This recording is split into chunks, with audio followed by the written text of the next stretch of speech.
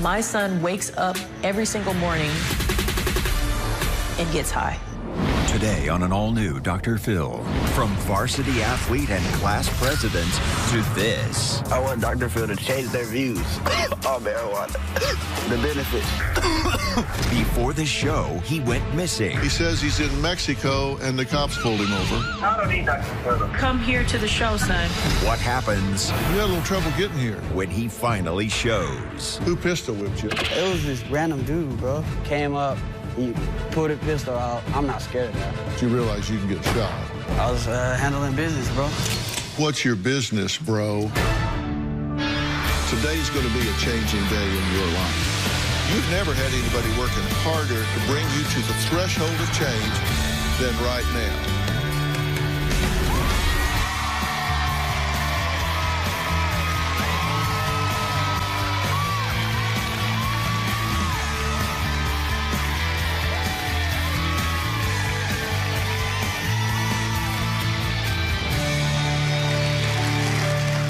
When our team arrived to interview our guest, Crystal, she was in a panic because her 17-year-old son, Dominique, had run off with his grandmother's car, and, well, he was just missing. Take a look. I don't want the whole world seeing my child and the hurt, you know, and the things that are going on with my child. I'm not one of those people who likes to have a lot of attention. All the things I've ever done in my life, I've always done them under wraps. Most people don't even know that I have a doctorate. Most people don't know that I have a sober living home. He's my baby, but I don't know what to do when I can't find him. And it's been going on 6 hours now, and I can't find him, and I can't force him to come home. Well, Dominique kept my crew waiting all day. He told producers on 16 different occasions that he would be back soon after taking his grandmother Carla's car to get a haircut. Well, his family scoured the streets of his hometown to track down this young man. He was supposed to go and get his hair cut. He left about at 8:40, and he was supposed to be back before you got here. I let him use my car. I'm just concerned that something more has happened. You know, he was robbed just a couple days ago. I don't know what's going on. I've called him at least 20 times. I've texted him at least 10 times. I've driven to barbershops in the neighborhood trying to find my mom's car, and I haven't received anything, no response. So at this point, I'm just worried. So no sign of him yet? No sign of him yet. Doggone it. He doesn't have any problem at all with just wasting people's time. It's almost 3 o'clock, and he's still not here. Now we put the car stolen. I'm coming home right now. I'm trying to get your window fixed. You need to relax. But you keep saying that, but you haven't... Oh. No, he didn't hang up on me. It's been 5 hours of text messages, calls. I don't know where he's at. I'm exhausted. I'm frustrated. I'm defeated.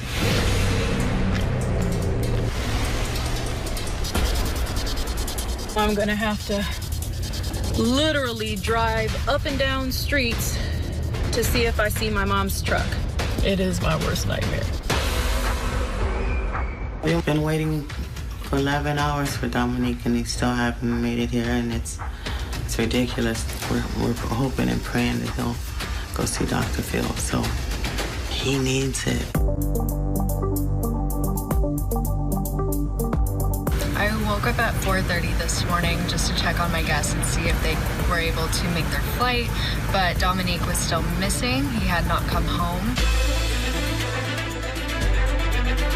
This is the second day in a row that Dominique has been ghosting us.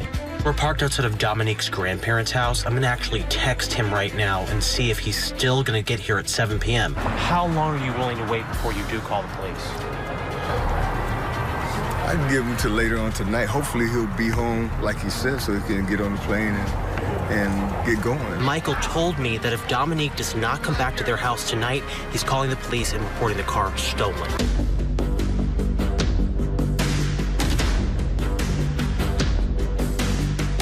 Hey, Mama, I just gave the police us back, so we stay. I'm coming home right now. So I just gave them that, and they let me go.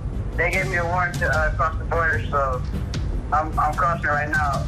Are you kidding me right now? How soon before you'll get to your grandma's? Like 3 hours. Dr. Phil, I don't need Dr. Phil anymore. You don't need Dr. Phil anymore. All right. Well, that's what we're here for, son, is to try to get you some help. We want you to come here to the show, son. I'm trying to come. It's not my fault. Where are you at right now? I'm literally crossing the border. As soon as you get there, can you call me? All right, bro. I'll leave, bro. He just said that he got pulled over by the Mexican police and that he gave them some money so that they will let him go. At this point, you're going to fly out tomorrow morning. We don't know. He hasn't been doing the normal things for 2 days. I just want to get him here to get help, period. Well, Crystal says Dominique used to be a varsity athlete, an honor roll student, until he fell in with the wrong crowd. And now it sounds like he is the wrong crowd. She wrote to me as her last chance to save her son before he turns 18, and that happens in just a couple of weeks. And get this, Crystal runs a sober living house. So she knows the drill, she knows what it takes, and yet she can't seem to practice the tough love necessary with her own son. Is that unusual? No, it's not unusual. It's different when it's your own family. My 17-year-old son, Dominique, is lost. My son wakes up every single morning and gets high and stays high all day long.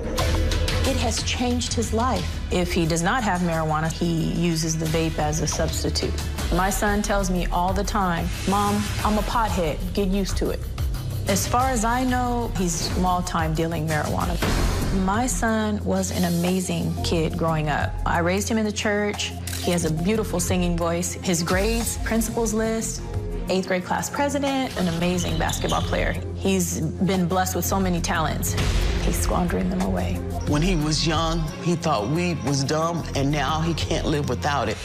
He dropped out of high school his junior year. My son would talk back. He would be very nasty. Bro, I'm not taking the trash out. He was so confrontational. I have younger children at the house as well, and it was just a horrible influence.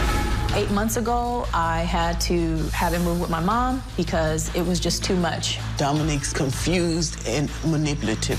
He talks back, he's rude. You tell him not to go somewhere, he does just the opposite. He breaks every rule that you put down. He just pushes your button. My son is hanging around with dangerous people. A couple of days ago, my son was robbed and pistol whipped. He had a gash right above his eyebrow, blood just pouring out of his face. My feeling is that it was probably a drug deal that went wrong. I am extremely worried about my son being killed on these streets. If Dominique doesn't turn his life around, then he's gonna end up dead or in prison. I don't want to see my son dead. Okay, it's good to meet you guys. You're very concerned, right? Yes, absolutely. Pretty much from the time he wakes up until the time he crashes, he's high. Exactly. We don't know what to do with him. Now, we had trouble getting him here. Yes, and I want to talk about how you guys reacted to that. Saturday, November 9th, the crew is set to film with him. 8:30 a.m., Dominic says he went to get a haircut. Says broke grandma's truck window and went to fix it. You say called 20 times, texted him 10 times, 2:30, 3:30. He calls you and then he hangs up on you. Yes, Then he tells the producers 16 different times, I'm coming, I'll be there, I'll be there. Never shows. Okay, then Sunday the 10th, he's scheduled to be on a flight to LA. Misses the flight. 7 p.m., you get a call from Dominic. He says he's in Mexico and the cops have pulled him over. But what I want you to listen to is the reaction that you have, the tone with which you engage. Let's listen. Hey, Mama, I just gave the police a stack, so we stay. I'm coming home right now. So I just gave them that, and they let me go. They gave me a warrant to cross the border, so I'm crossing right now. Are you kidding me right now? How soon before you'll get to your grandma's? Like 3 hours. Dr. Phil, I don't need Dr. Phil anymore. You don't need Dr. Phil anymore. All right. Well, that's what we're here for, son, is to try to get you some help. We want you to come here to the show, son. I'm trying to come. It's not my fault. Where are you at right now? I'm literally crossing the border. As soon as you get there, can you call me? All right, bro. I'll leave, bro. I just feel like at that point, my objective was to get him here. But there's a point at which you need to say, you need to man up and do what you say you're going to do. Coming up, Crystal's son Dominic says he smokes roughly all day and says he has no plans to stop. We're going to meet him and talk about that next.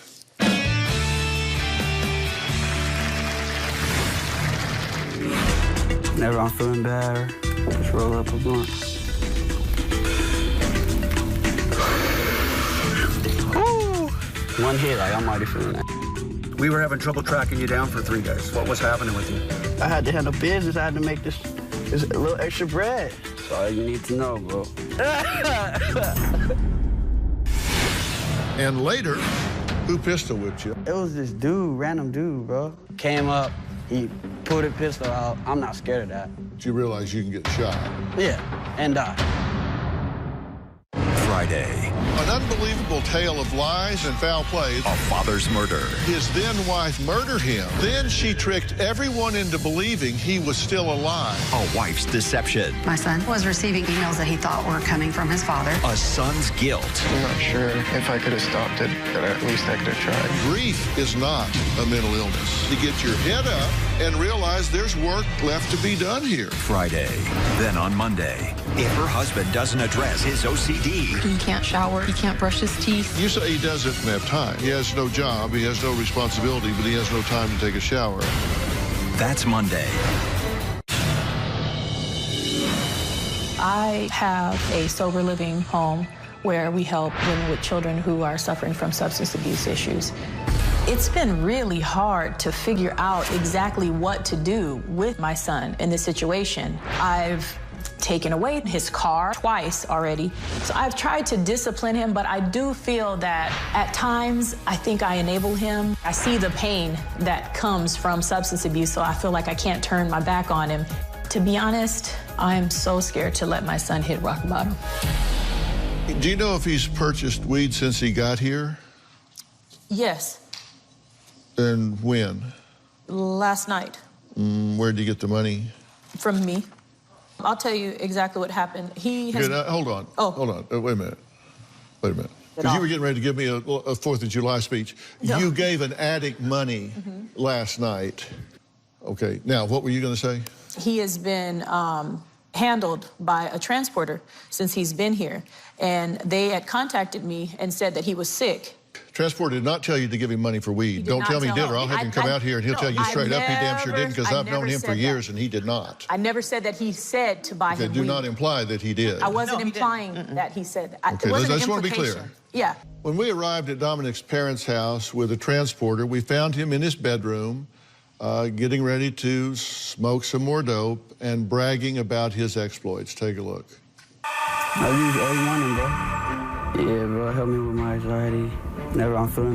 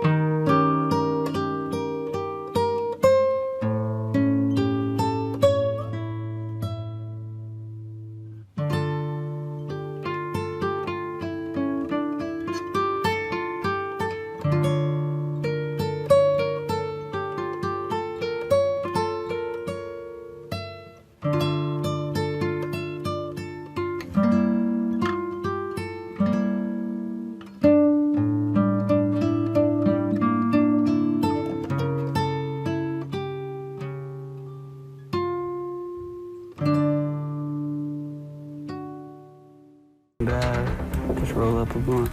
These mini bags right here, they hold grams, you feel me? You just load a gram in there and they sell it for $10, boom. How much can you make it at that? Off of weed, like $300 to $400, bro. Hell yeah, quick as hell, off of just weed.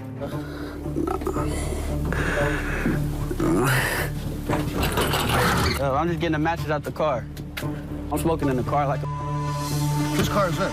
It's my grandma's shit. Well, she doesn't mind. And she picked me up and I'll be blowing in the car.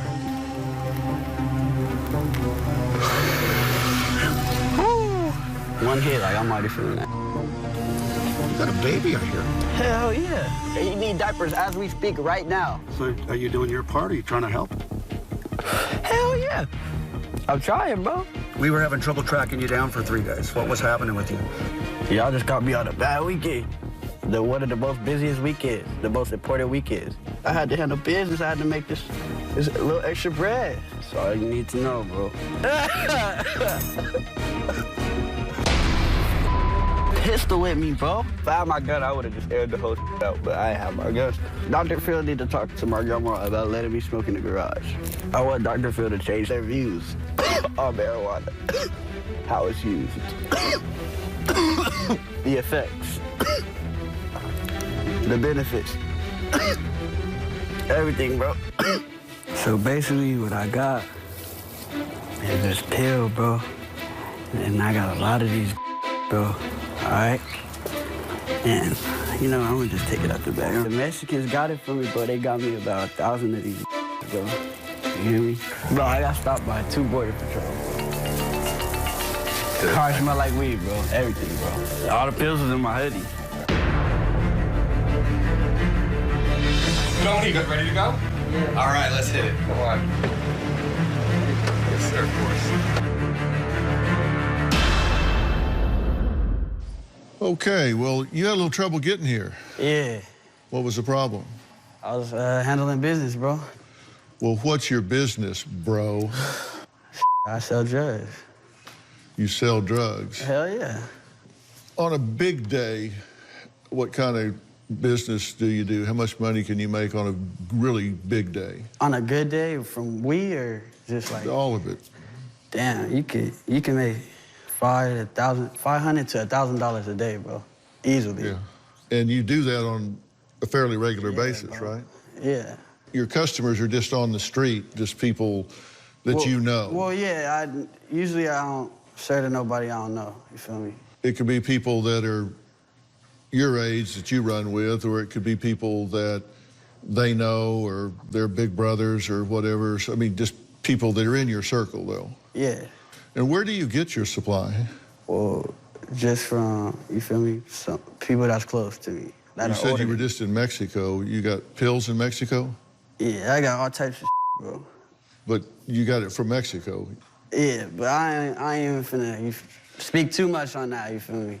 Yeah, well, you had it in your hoodie, you said. Yeah, it was in my hoodie, though. They didn't check your hoodie when you they let me get out the car, and then they put me in a room, and while they searching out the car, everything is in my hoodie. Yeah.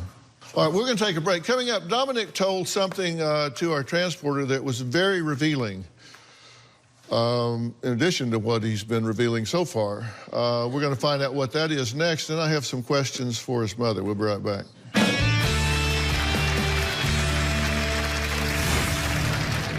When I was younger, bro, I used to be under my cover shaking, just anxious, bro. Like, just naturally. Did something happen to you? There was a lot of things that happened. Did you tell anybody about it? I told them, but I won't tell them who it was. And later, I want Dr. Phil to change their views on marijuana. Just because I'm coughing. Do you think that marijuana has a negative effect?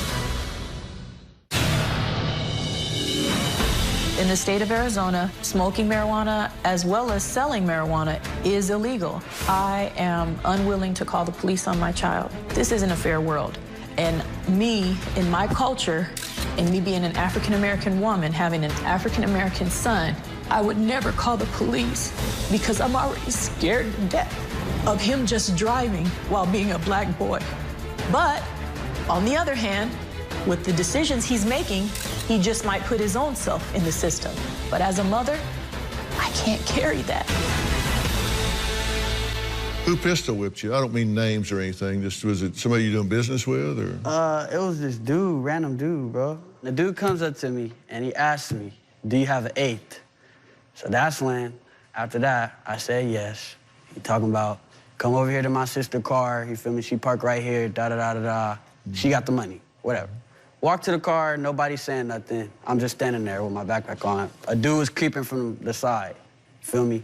Came up, he pulled a pistol out. I'm not scared of that. He talking about some, give me everything, all that. I slapped the gun, then pistol in my eye. They started trying to jump me, took the bag.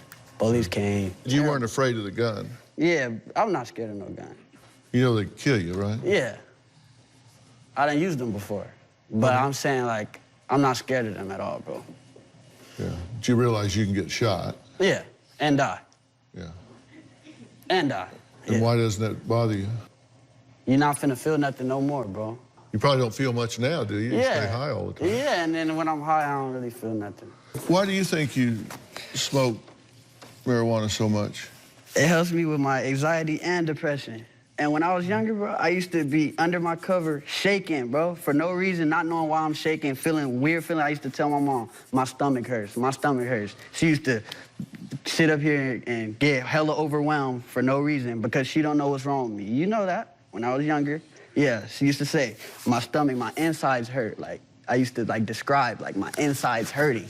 You feel me? All inside. And I used to be shaking, just like right now. If you can see my hands are shaking. But it's because I have really bad anxiety, like, and real life. What were you anxious and depressed about when you were growing up? Just anxious, bro. Like, just naturally. Did something happen to you? Yeah, and I done been through a lot of stuff, too, when I was younger. My parents argued hella, and there was a lot of things that happened, like, that I seen when I was younger with my parents, them being a young relationship. So them fighting in front of you? Hell yeah. Mm-hmm. Did you ever get caught up in the middle of it? Hell yeah. A lot. Did they ever get aggressive with you? I mean, I used to get in trouble a lot, and they used to get aggressive with me a lot. Physically? So, yeah. Whoopings, all that, bro. Yeah. I'm sorry that happened. Yeah. That's too bad. I don't care, bro. I hate that for you. No, them used to just whoop me. I don't care. Yeah. And was there anything else that happened in your childhood that made you feel bad? Yeah, bro. Like what?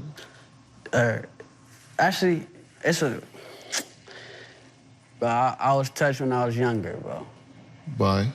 An older person. Did you tell anybody about it? I told them, but I won't tell them who it was. You mentioned that he never told me who it was. You never told me who it was. Yeah. And what'd you do when he told you?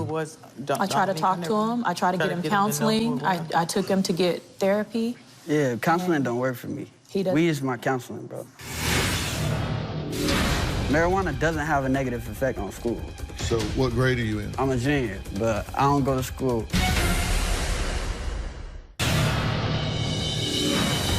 I truly believe my son is addicted to marijuana. And every time I say that, most people say, you can't get addicted to marijuana. But that is not true. Marijuana is not the way it used to be 20 years ago. The level of THC in marijuana nowadays has hallucinogenic properties. It has a very negative effect on my son.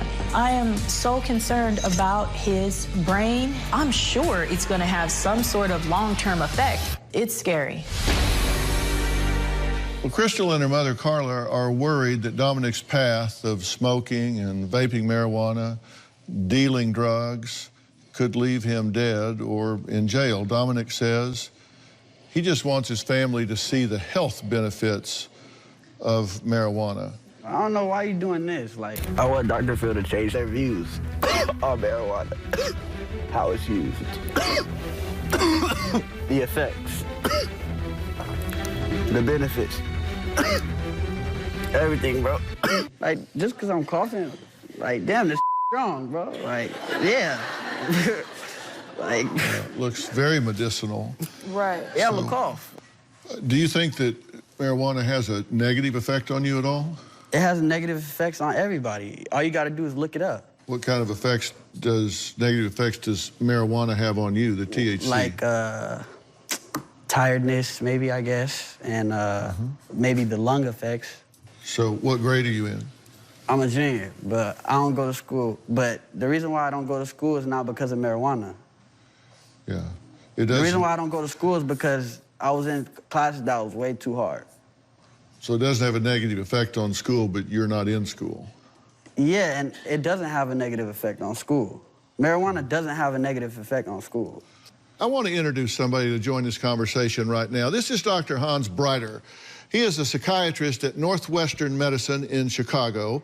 He's the director of the Northwestern Medicine Warren Wright Adolescent Center. He was co-senior author of a groundbreaking study in contingency with Harvard that linked casual use of marijuana, not heavy use, just casual use of marijuana, to major brain changes. And he joins us now via Skype. Dr. Breiter, it's my honor to meet you, sir. A pleasure to meet you, sir. Well, Dr. Breiter, what he's saying is just simply not true, correct? I mean, he's saying it doesn't have an effect on his motivation, doesn't have an effect on his mental agility, capabilities, doesn't affect school performance. You're absolutely right, Dr. Phil. I mean, marijuana, if you were to design any compound to affect an academic capabilities, athletic capabilities, I would design THC. I don't know why people persist in thinking it's good for the brain, why it's good for your capabilities, your motivation, your working memory. The scientific data is irrefutable at this point. My position has long been with young people because brains don't finish growing until at least 25, and I think it actually goes beyond there, that when young people are smoking marijuana, that it can have a profound and deleterious effect on them neurologically, motivationally, and intellectually. What say you? Completely concur with you. I mean, it's one of these very interesting societal experiments we're running on ourselves. Those of us who do addiction research or are in psychology like yourself, have seen these effects for a long time, and the scientific data is finally catching up to what people have been seeing clinically. But if I were to design any compound to damage the developing brain, it would be THC. Right. And I think one of the things people don't realize is that the THC that was out there when you and I were in our teen years and the THC that's available now are very different. It's much more potent now than it was then. Without question. And when we talk about kids smoking dope today, what are the negative effects that you see clinically? So we see a number of effects. When you think about normal cognition, cannabis has a large number of compounds in it. Only one of them has been seriously studied, namely THC and some of its metabolites. Some of its metabolites are psychoactive, so you can actually see them in the context of your immediate experience. Others are what we may call neuroactive in the context that they have effects on the brain that then have longer-term effects on your performance with working memory and things of that sort.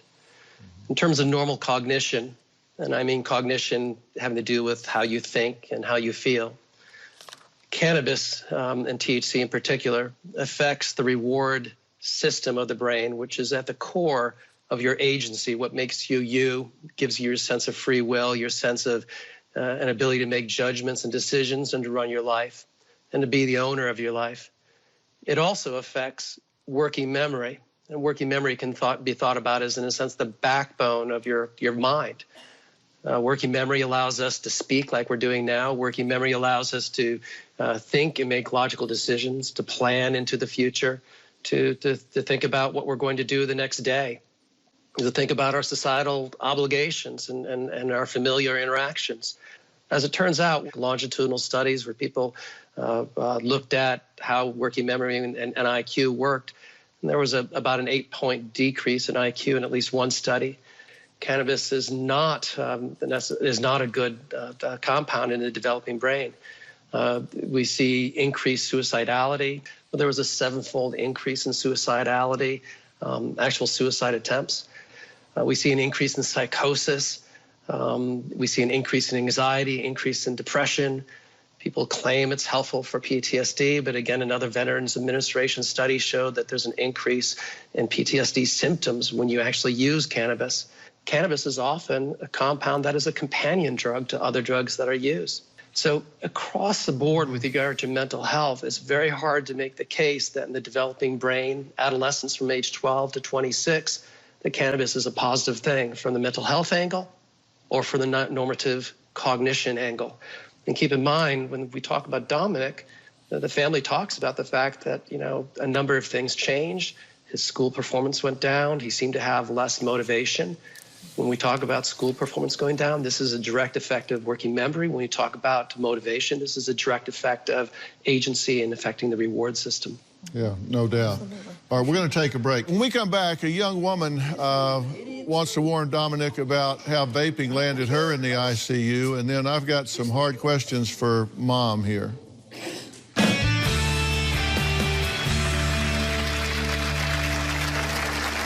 I was vaping every day, every hour. They found out my lungs were collapsing. They put me on oxygen and life support. I was on the ventilator for 3 days. I thought that I was going to die.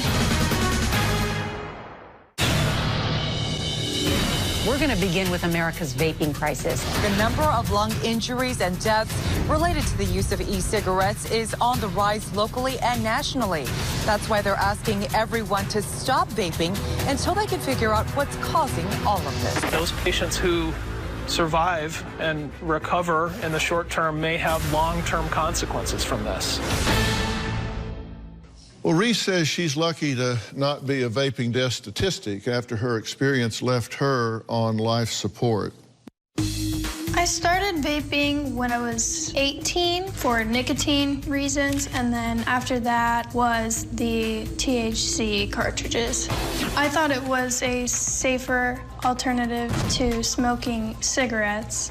I was smoking every day, every hour.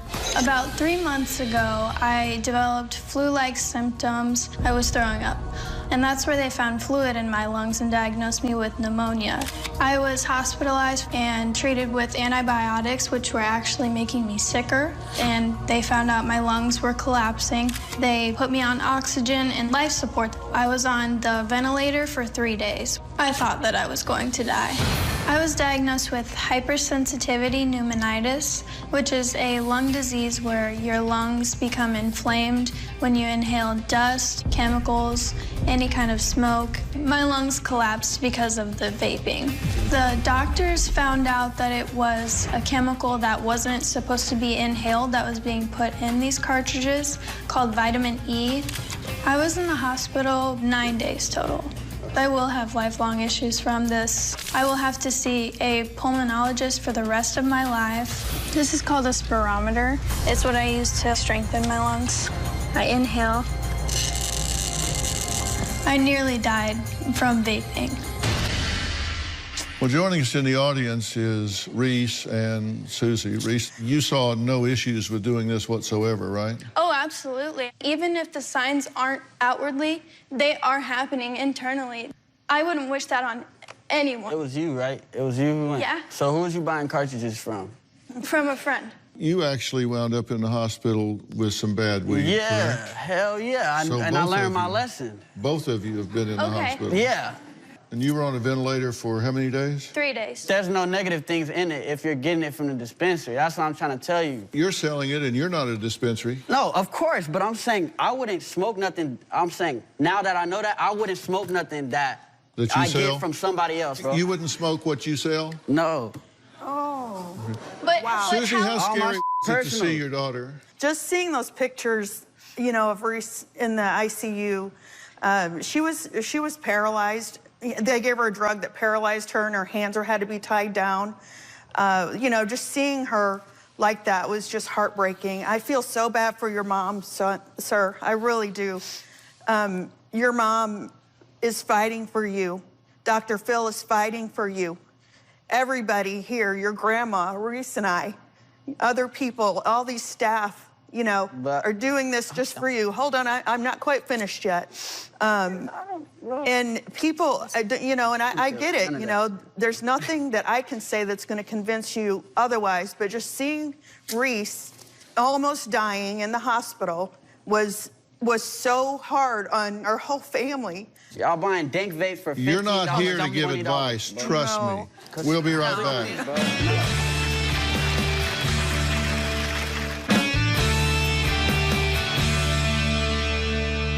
I'm back with Crystal and her son Dominic. Carla, grandmother, is here. Reese, thank you so much for this cautionary tale. Susie, I'm sorry you had to see what you did when she was in that situation. I have a question for you. It's really one question.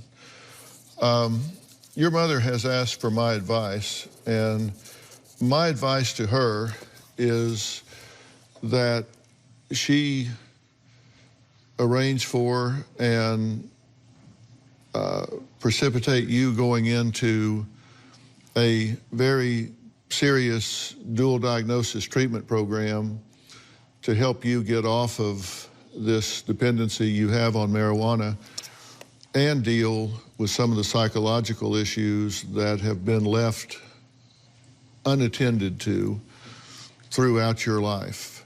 And joining us is James McManus. He's the owner and founder of Family First, which is a residential treatment program that's really designed to help adolescents that are struggling with a range of emotional, substance, and processing disorders that we've been talking about neurologically. They also deal with gaming addictions, which is a really interesting resource. But James, we're talking here about substance and some of the comorbidity that goes along with it from some unresolved issues from him growing up. You could help this young man, correct? Some of the things that he's just revealed here on stage, I think takes a ton of courage. And Dominique, I want to commend you for that.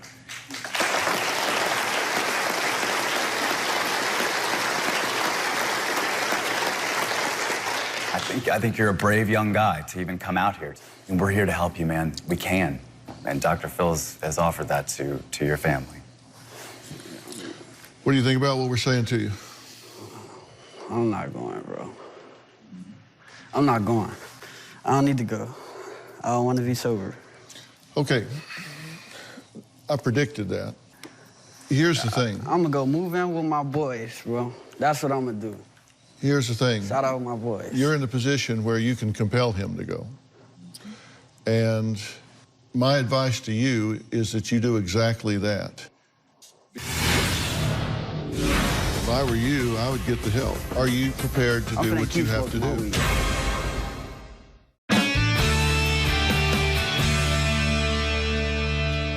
You can compel him to do this.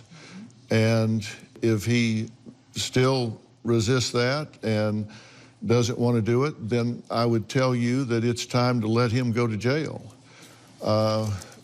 Because I have on videotape, he has admitted to international drug trafficking, drug dealing, drug using, driving under the influence, carrying drugs and gun across state lines and international borders.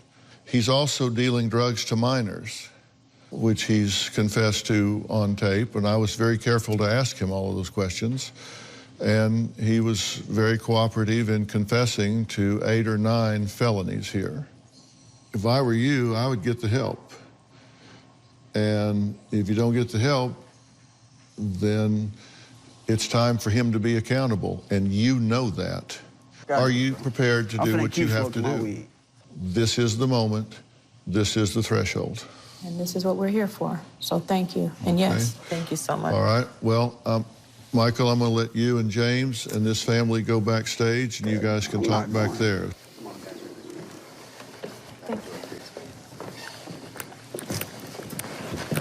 I go. Thank you so much. I want to thank all of my guests today, and a special thanks to Dr. Hans Breiter for his insight. Marijuana is not just marijuana, as you have heard from one of the leading researchers in the country. Also, thanks to James McManus and Family First for offering these important resources, and thanks to Mike Montreal and Safe Interventions for transporting Dominic if the mother has the courage to make that happen. We'll see you next time.